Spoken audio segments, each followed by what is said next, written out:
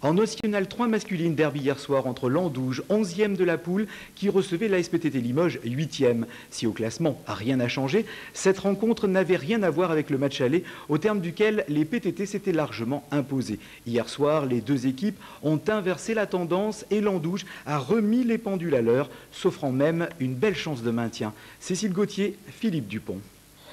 La SPTT en jaune aura tenu 10 minutes à peine. Partis en tête, les postiers vont très rapidement passer la main. Ils mènent 18-14 après 9 minutes de jeu et puis plus rien. 9 minutes, c'est ce qu'il fallait à Landouge pour entrer dans la partie. Les banlieusards sont appliqués, précis, agressifs, solidaires, tout le contraire de leurs adversaires. 12-0 en 5 minutes, 26-18 pour Landouge à la 14e minute. Les efforts de Biossac et de Almeida pour les PTT n'y feront rien. Ils sont les seuls à jouer. À la pause, les Bleus mènent de 13 points, 44-31. Je crois que quand on a pris 4-5 points d'avance et que Claude a été obligé de prendre 2 temps morts de suite, là dans la tête de mes joueurs ça a dû faire tilt un petit peu.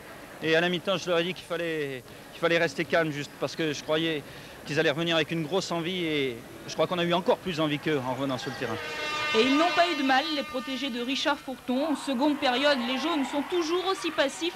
Ils subissent le basket des joueurs de Landouge. Les banlieusards s'en donnent à cœur joie. Tout rentre, ils s'amusent et ils gagnent de loin. 87-55, 32 points d'avance. L'entraîneur Limougeot est hors de lui. J'ai honte, d'abord j'ai honte pour moi, j'ai honte pour mes joueurs.